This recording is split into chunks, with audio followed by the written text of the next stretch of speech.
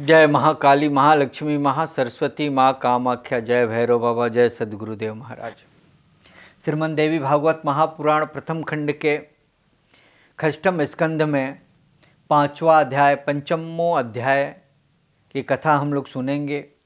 भगवान विष्णु की प्रेरणा से देवताओं का भगवती की स्तुति करना और प्रसन्न होकर भगवती का वरदान देना। व्यास जी बोले, हे राजन, सभी तत्वों के ज्ञाता माधव भगवान विष्णु समस्त देवताओं को चिंता से व्याकुल तथा अत्यंत प्रेम विहल देखकर कहने लगे। विष्णु बोले, हे देवगण, आप सब ने मौन धारण क्यों रखा है? आप सब अपने दुख का सत अस्त जो भी कारण हो बताएं, जिसे सुनकर मैं उसे दूर करने का उपाय करूं। देवता बोले, हे विभो, तीनों लोकों में कौन सी वस्तु आपसे अज्ञात है? आप हमारा सारा कार्य भली प्रकार से जानते हैं, तो क्यों बार बार पूछ रहे हैं? पूर्व काल में आपने बलि को बांध लिया था और इंद्र को देवताओं का राजा बनाया था। आपने बामन शरीर धारण कर तीनों लोकों को अपने चरणों से नाप लिया था। हे विष्णु, आपने ही अमृत छीनकर दैत्यों का नाश किया था। आप सभी देवताओं की समस्त विपत्तियों को दूर करने में समर्थ हैं। विष्णु बोले, हे श्रेष्ठ देवताओं, आप लोग भयभीत न हो। मैं उस वृत्तासुर के वध का सुसंगत उपाय जानता हूँ। उसे मैं बताऊँगा, जिससे आप लोगों को सुख होगा। अपनी बुद्धि से, बल से, धन से या जिस किसी भी उपाय से मुझे आप लोगों का हित अवश्य करना है। मित्रों और विशेष रूप से शत्रुओं के प्रति प्रयोग हेतु तत्वदर्शनियों ने साम, दान, दंड, भेद ये चार उपाय बताए हैं। वृत्तासुर की तपस्या से प्रसन्न होकर ब्रह्मा जी इसे वरदान दिया है और उस वरदान के प्रभाव से यह दुर्जय हो गया। त्वष्टा के द्वारा उत्पन्न किया गया यह वृत्तासुर समस्त प्राणियों के लिए अजय हो गया है। शत्रुओं के राज्य को जीत लेने वाला वह अपनी शक्ति से अधिक प्रबल हो गया है। हे देवताओं, बिना साम नीति के प्रयोग के वह वृत्तासुर देवताओं के लिए दुस्सहाय है। अतः पहले इसे प्रलोभन देकर वश में करना चाहिए, तत्पश्चात मार डालना चाहिए। हे गंधर्वगण, जहाँ वह बलवान वृत्तासुर रहता है वहाँ तुम लोग जाओ और उस पर साम नीति का प्रयोग करो, तभी उस पर विजय प्राप्त कर सकोगे। वहाँ जाकर अनेक शपथें खाकर संधि के द्वारा उसे विश्वास में ले करके और पुनः मित्रता कर बाद में उस प्रबल शत्रु को मार डालना चाहिए। हे श्रेष्ठ देवगण, मैं अदृश्य रूप से इंद्र के श्रेष्ठ आयुध वज्र में प्रवेश कर जाऊंगा और उनकी सहायता करूंगा। हे देवताओं, अब आप लोग समय की प्रतीक्षा करें। वृत्तासुर की आयु के क्षीण होने पर ही उसकी मृत्यु होगी, अन्य किसी भी प्रकार से नहीं। हे गंधर्वगण, तुम लोग वेश बदलकर ऋषियों के साथ उनके पास जाओ और वचनबद्धता पूर्वक इंद्र के साथ उसकी मित्रता करा दो। जिस प्रकार से उसका विश्वास दृढ़ हो जाए, वैसा ही आप सबको करना चाहिए। मैं सुदृढ़ तथा अवतारण युक्त वज्र में गुप्त रूप से प्रवेश कर जाऊंगा। जब वृत्तासुर को पूर्ण विश्वास हो जाए, तभी इंद्र उस शत्रु का वध करेंगे। उसके वध का अन्य कोई उपाय नहीं है। वे इंद्र विश्वासघात करके मेरी सहायता से वज्र द्वारा पीछे से उस पापी को मार डालेंगे। इस दुष्टा शत्रु के साथ सठता करने में दोष नहीं है, अन्यथा वह बलवान वीर धर्म से नहीं मारा जा सकेगा। पूर्व काल में मैंने भी वामन रूप धारण कर बलि को वंचित किया था और मोहिनी रूप धारण कर सभी दैत्यों को छला था। हे देवताओं, अब आप सब लोग एक साथ देवी भगवती शिवा की शरण में जाएं और भावपूर्वक स्रोतों और मंत्रों से उनकी स्तुति करें। वे भगवती योग माया आप लोगों की सहायता करेंगी। हम सभी उन सात्विक परा प्रकृति सिद्धिदात्री कामना स्वरूपिणी भक्तों की कामना पूर्ण करने वाली और दुराचारियों के लिए दुर्लभ देवी की सदा वंदना करते हैं। इंद्र भी उनकी आराधना करके युद्ध में शत्रुओं को मार डालेंगे। वे मोहिनी महामाया उस दानव वृतासुर को मोहित कर देगी। तब माया से मोहित वृतासुर सुगमतापूर्वक मारा जा सकेगा। उन पराम्बा के प्रसन्न होने पर सब कुछ साध्य हो जाएगा, अन्यथा किसी की भी कामना की पूर्ति नहीं होगी। वे भगवती सबकी अंतरमयी स्वरूपिणी और सभी कारणों की भी कारण हैं। इसलिए हे श्रेष्ठ देवगण, शत्रु के विनाश के लिए सात्विक भाव से युक्त होकर उन प्रकृति स्वरूपा जगत जननी पर परम आदरपूर्वक भजन कीजिए। पूर्व काल में मैंने भी 5000 वर्ष तक अत्यंत भीषण युद्ध करके मधुकैटभ का वध किया था। उस समय मैंने उन परा प्रकृति की स्तुति की थी। तब वे अत्यंत प्रसन्न हो गई थी। तत्पश्चात उनके द्वारा मोहित दोनों दैत्यों को मैंने छल पूर्वक मार डाला। मोहित किए गए विशाल भुजाओं वाले वे दोनों दानव अत्यंत मदोन्मत्त थे। इसलिए आप लोग भी उसी प्रकार भावपूर्वक उन परा प्रकृति का भजन कीजिए। हे देवगण, वे सब प्रकार से कार्य की सिद्धि करेंगे। इस प्रकार भगवान विष्णु से परामर्श प्राप्त करके वे मंदार वृक्षों से सुशोभित सुमेरु पर्वत के शिखर पर चले गए। वे देवता वहाँ एकांत में बैठकर ध्यान जप और तप करके जगत का सृजन पालन संहार करने वाली भक्तों के लिए कामधेनु स्वरूपा एवं संसार के कलेशों का नाश करने वाली परा अम्बा भगवती की इस प्रकार स्तुति करने लगे। देवता बोले, हे देवी, हे दीनों के कष्ट दूर करने वाली, हे परमार्थ तत्व स्वरूपिणी, हम पर प्रसन्न हो। वृतासुर के द्वारा सताए गए युद्ध में अत्यंत पीड़ित किए गए तथा आपके चरण कमल की शरण में सदा से पड़े हुए हम देवताओं की रक्षा कीजिए।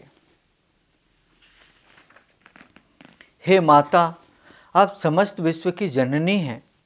शत्रु द्वारा उपस्थित किए गए इस संकट में पड़े हुए हम सबका आप पुत्रों के समान परिपालन कीजिए। आपसे तीनों लोकों में कुछ भी अज्ञात नहीं है, तो आप असुरों के द्वारा पीड़ित देवताओं की अपेक्षा क्यों कर रही हैं? आपने ही इस संपूर्ण त्रिलोकी की रचना की है। ब्रह्मा, विष्णु और शिव आपके ही संकल्प से उत्पन्न हुए हैं। आपके भ्रकुटी विलास मात्र से वे सृजन पालन तथा संहार समस्त कार्य करते हैं और यक्षेच्छ विहार करते हैं। वे भी स्वतंत्र नहीं हैं।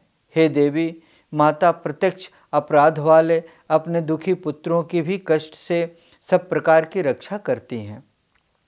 यह रीति आपके ही द्वारा निर्मित है। तब हे कारण रस की समुद्र स्वरूपिणी, आप अपने चरणों की शरण में पड़े हुए हम निरपराध देवताओं का पालन क्यों नहीं कर रही?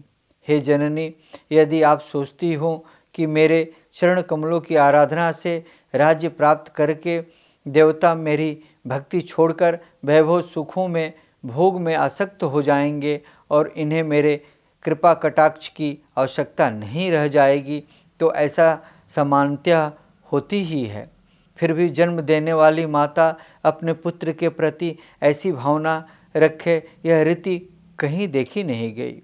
हे जननी, आपका भजन त्याग कर हम लोग जो भोग में निमग्न हैं, इसमें हमारे चित्त में आप दोष नहीं प्रतीत होता, क्योंकि मोह की रचना आपने ही की है और हम लोगों को मोहित कर देता है। ऐसी परिस्थिति में हे करुणामय स्वभाव वाली, आप हम पर दया क्यों नहीं करती?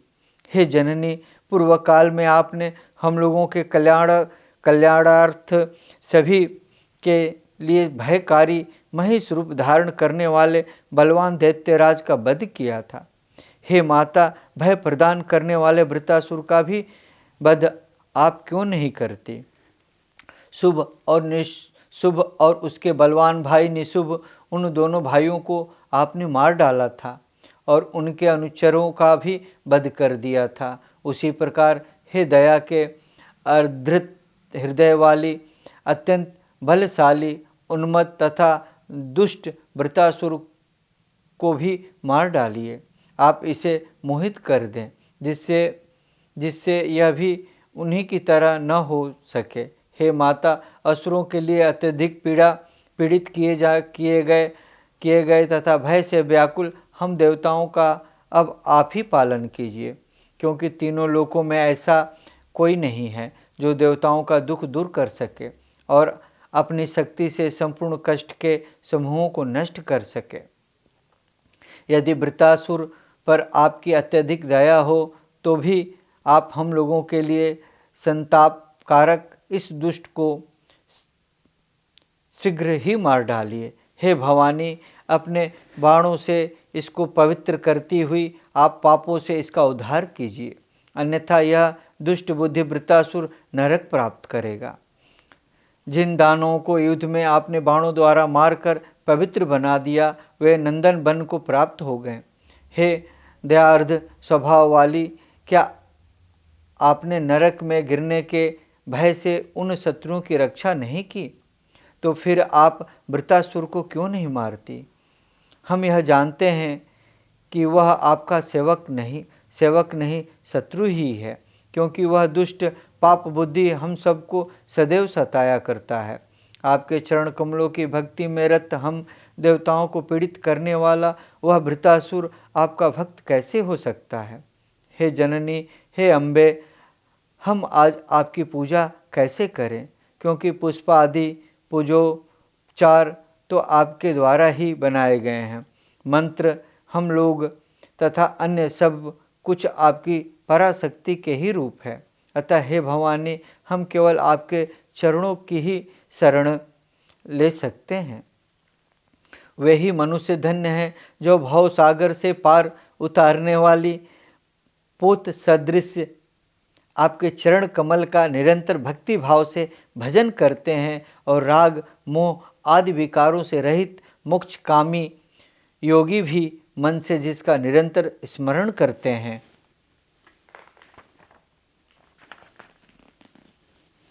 समस्त वेदों में पारंगत वे यज्ञकर्ता भी निश्चय ही धन्य हैं जो हवन के समय देवताओं को तृप्त देने वाली स्वाहा और पितरों को तृप्त देने वाली स्वधा के रूप में आपका निरंतर स्मरण करते हैं। आप ही मेघा हैं और आप ही कांति हैं, आप ही शांति हैं और मनुष्यों का महान मनोरथ पूर्ण करने वाली प्रख्यात बुद्धि भी आप ही हैं।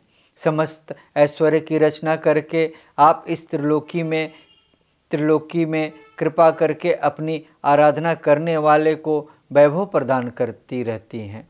व्यास जी बोले, इस प्रकार देवताओं की स्तुति करने पर वे भगवती प्रकट हो गईं। उन्होंने सुंदर रूप धारण कर रखा था। वे कोमल विग्रह वाली थी और समस्त आभूषणों से सुसज्जित थी। वे पास, अंकुश और बर और अभय मुद्रा से सुशोभित 4 भुजाओं से युक्त थी। उनकी कमर में बंधी हुई करधनी से घुंघरू बज रहे थे। उन कांतिमय भगवती की ध्वनि कोयल के समान थी। उनके हाथों के कण और चरणों के नुपुर बज रहे थे। उनके मस्तक पर अर्धचंद्र से मंडित रत्न मुकुट सुशोभित हो रहा था। वे मंद मंद मुस्कुरा रही थीं। उनका मुख कमल के समान सुशोभित हो रहा था। वे 3 नेत्रों से विभूषित थीं तथा पराजित के पुष्प नाल की भांति उनके शरीर की कांति रक्त वर्ण की थी।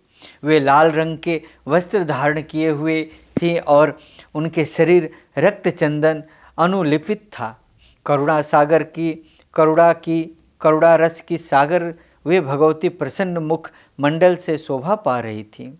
वे समस्त श्रृंगार वेश से विभूषित थी। वे देवी दैत्य भाव के लिए अरड़ी स्वरूपा परा, सब कुछ जानने वाली, सबकी रचना करने वाली, सबकी अधिष्ठान स्वरूपा, सभी वेदांतों द्वारा प्रतिपादित और सच्चिदानंद स्वरूपिणी हैं। उन देवी को अपने सम्मुख स्थित देखकर देवताओं ने उन्हें प्रणाम किया। तब उन प्रणत देवताओं से भगवती अंबिका ने कहा, आप लोग मुझे अपना कार्य बताएं। देवता बोले, आप देवताओं के लिए अत्यंत दुखदायी इस शत्रु वृत्रासुर को भी मोहित कर दीजिए। उसे आप ऐसा मोहित कर दें जिससे वह देवताओं पर विश्वास करने लगे, और हमारे आयुध में इतनी शक्ति भर दीजिए जिससे वह शत्रु मारा जा सके। व्यास जी बोले, तब तथास्तु। ऐसा कहकर भगवती वहीं अंतर्ध्यान हो गई और देवता भी प्रसन्न होकर अपने अपने भवन को चले गए। इस प्रकार श्रीमद् देवी भागवत महापुराण प्रथम खंड के षष्ठम स्कंध में पंचम अध्याय ओम ततस्तम